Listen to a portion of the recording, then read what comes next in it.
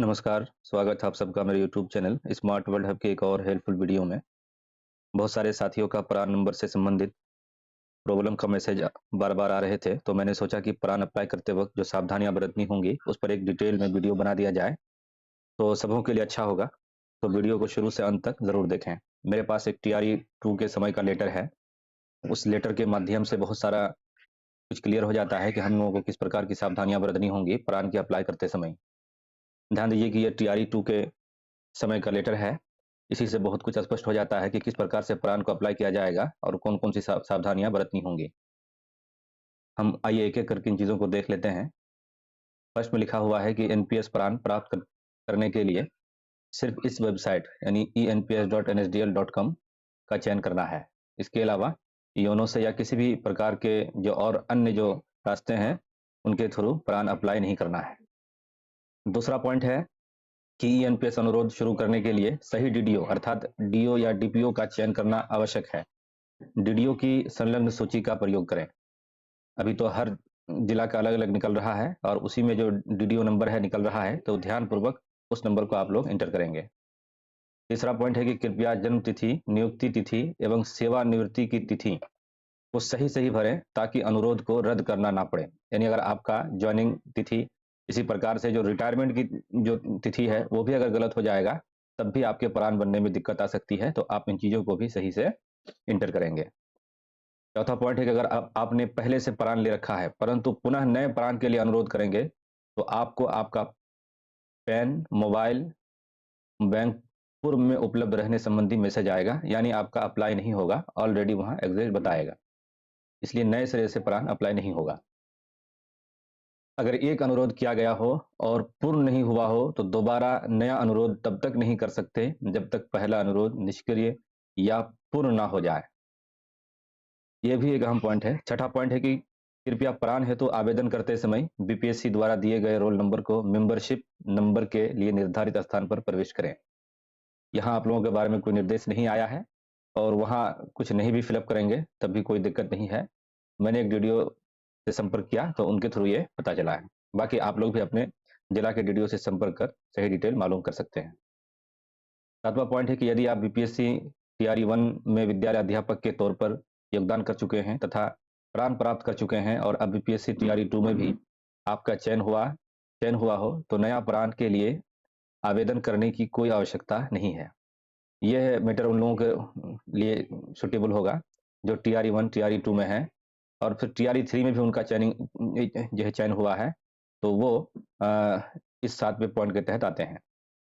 और भी कुछ पॉइंट है नोट देकर के संबंधित कर्मी द्वारा विधिवत पद त्याग करना होगा। एचआरएमएस पर उनको संबंधित सक्षम पदाधिकार द्वारा विधिवत एग्जिट कराया जाएगा। तत्पश्चात नए कार्यालय में एचआरएमएस के कन्वर्जन मॉड्यूल का उपयोग कर उनके योगदान उपरांत विधिवत ऑनबोर्ड किया जाएगा।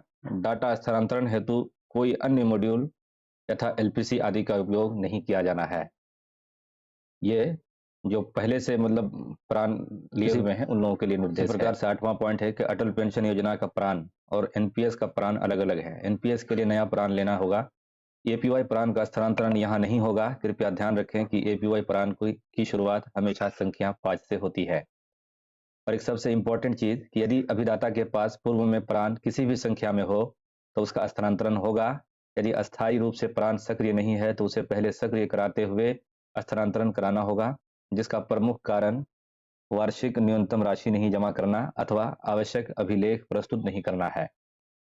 10वां पॉइंट है कि यदि अभिदाता बीपीएससी द्वारा अनुशंसा के उपरांत विद्यालय अध्यापक के रूप में योगदान किया है और अभिदाता केंद्र या राज्य या संस्थान पूर्व से कार्यरत हो, तो उसके प्रान के स्थानांतरण के लिए मूल विभाग का ऑथराइजेशन आवश्यक है, जिसके पश्चात ही प्रान स्थानांतरण पूर्ण होगा।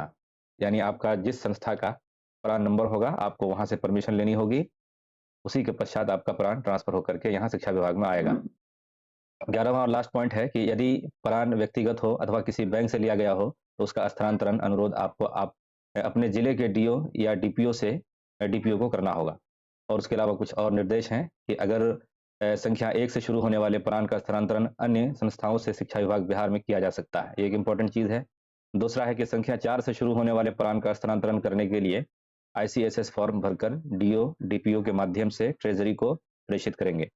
ये फॉर्म मेरे पास है, इसको मैं पीडीएफ इसका लिंक मैं वीडियो के डिस्क्रिप्शन में भी डाल दूंगा, आप वहां से भी डाउनलोड कर सकते हैं। लेकिन ये मेरे पास पुराना फॉर्म है, अब बेहतर होगा कि आप डीडीओ से संपर्क कर नया जो फॉर्म वहां आया होगा वो फॉर्म वहां से ले करके उस फॉर्म को फिलअप करेंगे, ये आपके लिए सबसे बेटर होगा।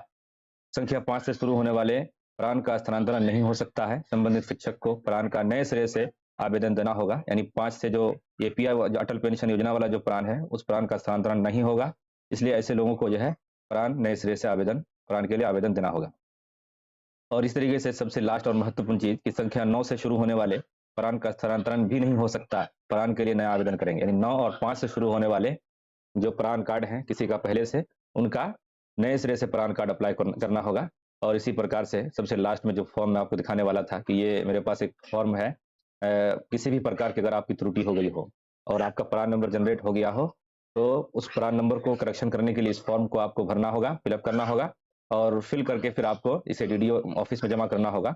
और उसी के पश्चात आपका जो काम है वो पूर्ण हो सकता है और जो भी त्रुटियां आपके प्राण में रह जाएंगी वो सही हो सकता है।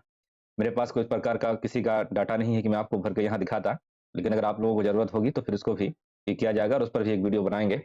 और इसी के साथ साथ अगर किसी का अप्लाई ही गलत हो गया हो तो उस अप्लाई को पहले जो है चेंज करना पड़ेगा, रिजेक्ट कराना पड़ेगा। तो इस प्रकार से भी मेरे पास कोई एक्नॉलेजमेंट नंबर नहीं है, इसीलिए मैं वो वीडियो अपलोड नहीं कर पा रहा हूँ कि किस प्रकार से आप किसी भी अप्लाई को रिजेक्शन के लिए इसमें डाल सकते हैं। तो बेहतर होगा कि अगर कोई फ्रेंड मेरे करीबी हैं वो जानते हैं, या अगर आप में से किसी का भी मुझ पर ट्रस्ट हो तो अपना एक्नॉलेजमेंट नंबर और जो भी डिटेल उसमें लगेंगे वो दे करके मेरे थ्रू आपके प्राण को रिजेक्शन के लिए डाला जाएगा और उसके लिए जो प्रोसेस है वो किया जाएगा। अगर किसी का भी भरोसा मतलब होता हो तो वो मैं डिस्क्रिप्शन में अपना नंबर दे दूंगा, आप वहां से मुझसे कांटेक्ट कर सकते हैं ओनली व्हाट्सएप के थ्रू और फिर अपना जो काम है वो करा सकते हैं। आपका वीडियो भी अपलोड होगा तो आपको किसी भी प्रकार की कोई समस्या नहीं होगी, आपके सारे डिटेल को सिक्योर रखा जाएगा और सिक्योरिटी रीजन से उसको ब्लर रखते हुए सारा काम हम करेंगे।